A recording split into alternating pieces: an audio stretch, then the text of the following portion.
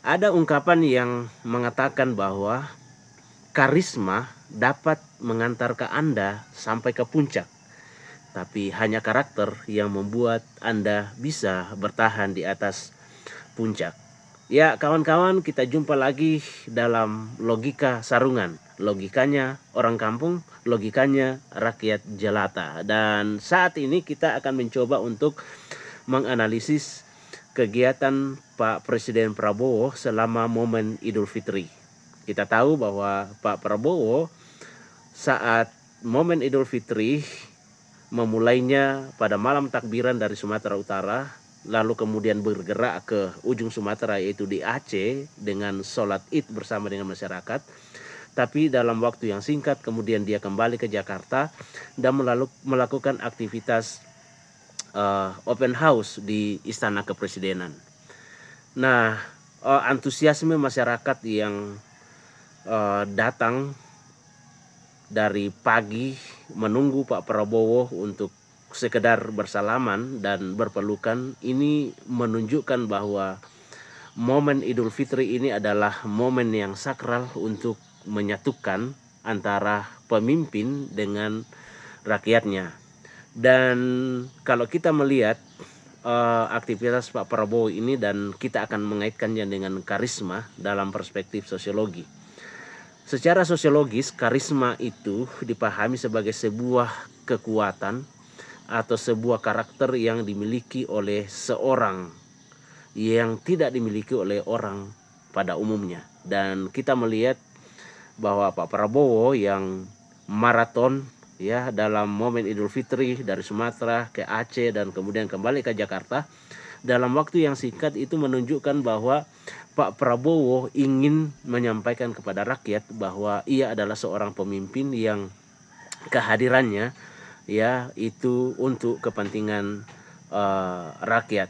Jadi kita melihat bahwa bagi dalam perspektif sosiologis apa yang dilakukan oleh Pak Prabowo ini bukan hanya sekedar kegiatan protokoler, ya, tapi merupakan sebuah pembuktian kepada masyarakat atau merupakan sebuah pembuktian karismatik kepemimpinannya kepada masyarakat. Nah, seorang pemimpin karismatik, ya, itu mempertahankan otoritasnya, ya, dengan terus menunjukkan bahwa kepemimpinannya itu membawa kebaikan bagi orang-orang yang dipimpin. Nah, kehadirannya secara fisik di tengah-tengah masyarakat itu membuktikan bahwa di dalam pemikiran Pak Prabowo ingin menyampaikan kepada masyarakat atau menyampaikan pesan kepada masyarakat bahwa dia adalah seorang pemimpin yang kehadirannya di masyarakat tanpa sekat itu adalah perwujudan dari pesan yang ingin disampaikan bahwa ia hadir untuk masyarakat. Namun kalau kita melihat ya dalam situasi ini bahwa tindakan Pak Prabowo ini juga adalah pendekatan yang sangat krusial terhadap legitimasi dan kepercayaan masyarakat. Seorang pemimpin karismatik itu memvalidasi otoritasnya itu dengan hadir di masyarakat dan sekaligus dia akan melihat respon masyarakat. Jika respon masyarakat itu begitu antusias, maka seorang pemimpin itu akan memvalidasi karismatik kepemimpinnya bahwa ia cukup karisma, dia cukup disambut baik dengan masyarakat. Nah, dalam masyarakat modern ya karisma personal ini itu mengalami transformasi ke arah legitimasi yang lebih demokratis. Nah, pemimpin tidak lagi diakui sebagai seorang pemimpin yang kuat secara personal, ya, tetapi dia akan dilihat secara formal bertindak atas nama massa. Jadi dia akan dinilai bukan lagi dari kekuatan personalnya sebagai orang yang karismatik atau dekat dengan rakyat atau sederhana atau peduli dan lain sebagainya di perjumpaan-perjumpaan yang dilakukan, tetapi dia akan dinilai bagaimana karismatiknya itu diterapkan di dalam birokrasi kepemimpinannya. Ya, jadi karismatik kepemimpinan di dunia modern ini tidak seperti lagi karismatik kepemimpinan tradisional. Jika Anda pandai berbicara, jika Anda pandai berorasi, jika Anda dekat dengan rakyat, Anda bersentuhan langsung dengan masyarakat, bukan itu lagi yang dinilai. Tetapi yang dinilai adalah bagaimana karismatiknya itu diterapkan di dalam kepemimpinannya, terutama dalam birokrasi yang sedang dikomandani atau sedang dipimpin oleh beliau. Nah, karena itu agar karisma Pak Presiden Prabowo ini tetap melekat di hati rakyat dan rakyat terus mendukung, maka karismatik yang dipertunjukkan pada momen Idul Fitri itu harus diterjemahkan dalam birokrasinya. Nah, ada istilah mekanisme karismatik yang bisa membuat karisma itu bisa bertahan. Ada 4 mekanisme yang bisa dilakukan oleh Pak Prabowo agar ia tetap dicintai oleh rakyat. Yang pertama, transformasi menjadi karisma jabatan. Jadi karisma personal ini yang dimiliki oleh Pak Prabowo harus diterjemahkan ke dalam karismatik jabatan. Artinya bahwa Pak Prabowo harus memindahkan kualitas karismatiknya ke dalam institusi birokrasi yang dia pimpin. Ya, kementerian dan lembaga yang dibawa kepemimpinannya tidak boleh menjadi mesin yang dingin dalam berhadapan dengan masyarakat. Jadi dia harus menjadi birokrasi atau jabatan para pejabat ini harus digerakkan oleh spirit Pak Prabowo yang dekat dengan rakyat. Jadi karisma Pak Prabowo itu harus diinjeksikan ke dalam pembantu-pembantunya supaya kemudian rakyat tetap antusias, tetap mencintai Pak Prabowo. Lalu yang kedua, karisma personal ini harus diterapkan secara disiplin. Ya, kita tahu bahwa birokrasi pada umumnya itu bersifat kaku. Ya. Nah, jika Pak Prabowo ingin mempertahankan karismanya yang dicintai dan dekat dengan rakyat, maka ia harus menerapkan disiplin secara rasional yang ketat kepada para stafnya. Ya, ketegasan dalam eksekusi perintah akan dilihat masyarakat sebagai bukti efektivitas kepemimpinan. Jadi karisma personal Pak Prabowo yang disiplin itu ya secara pribadi harus diterapkan di dalam kepemimpinan dalam birokrasinya.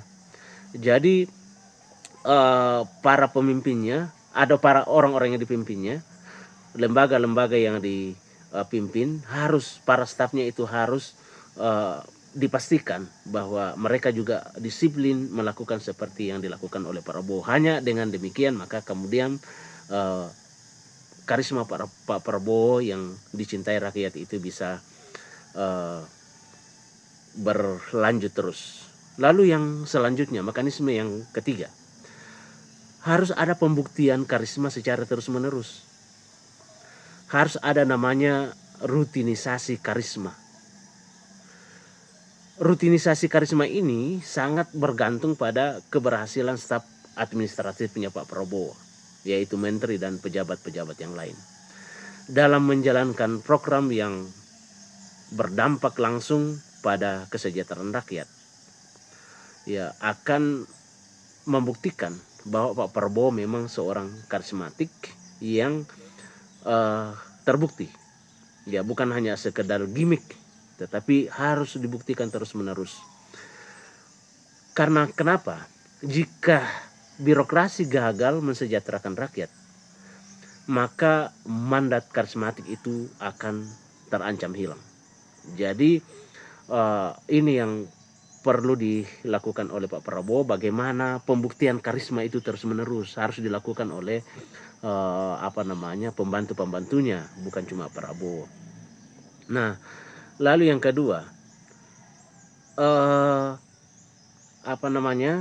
Pak Prabowo harus mengubah karismatik personalnya itu untuk mentransformasi demokrasi. Ya, jadi harus uh, kita melihat bahwa begitu demokratis Pak Prabowo ketika berhadapan dengan rakyat, ada persoalan yang disampaikan oleh rakyat, Pak Prabowo saya berapa lihat itu kemudian memerintahkan kepada stafnya untuk menangani. Nah, ini perlu ya, bahwa di era modern yang terjadi secara langsung ini tanpa jarak, misalnya seperti open house yang dilakukan oleh Pak Prabowo dan juga kunjungan ke daerah, berfungsi sebagai plebisit formal atau penampungan suara, atau setidaknya penampungan aspirasi dari masyarakat, khususnya di daerah-daerah. Jadi harus dijadikan kunjungan Pak Prabowo juga itu ke daerah itu sebagai sebuah momentum untuk mengumpulkan aspirasi masyarakat. Jangan hanya datang untuk gunting pita, jangan hanya datang untuk sekedar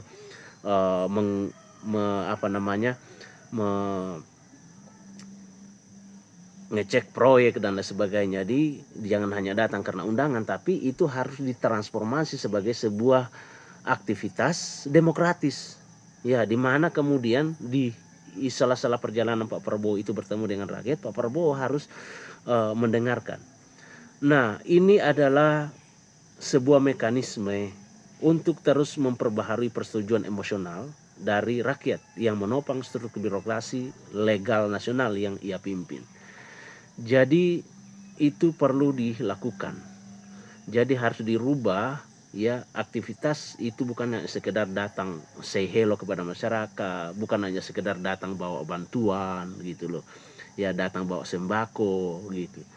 Tapi harus diubah bahwa kegiatan Pak Prabowo berkunjung ke masyarakat atau ketika berkumpul dengan masyarakat harus itu jadi transformasi menjadi sebuah transformasi demokratis, di mana Pak Prabowo harus bersedia untuk mendapatkan masukan, mendapatkan aspirasi dari masyarakat. Jadi itulah kira-kira 4 ya mekanisme yang bisa dilakukan oleh Pak Prabowo dalam perspektif sosiologis jika karismanya ingin tetap bertahan sampai pada akhir dari jabatannya. Dan dengan melembaganya karisma Pak Prabowo melalui etos kerja pemerintahan yang kuat dan didukung oleh disiplin staf, maka pengakuan emosional dan rasional dari masyarakat akan kuat pada Pak Prabowo.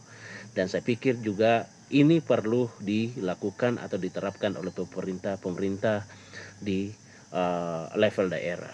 Jika ingin tetap bertahan di puncak, maka jangan hanya fokus pada karisma atau personal, tetapi harus diterapkan di dalam karisma etos kerja, ya, diterapkan dalam birokrasi. Hanya dengan demikian seorang pemimpin akan tetap di atas puncak karena dia berjuang untuk kesejahteraan rakyat. Sampai ketemu lagi di episode selanjutnya. Terima kasih sudah menonton. Tetap di logikanya orang kampung, logikanya rakyat jelata.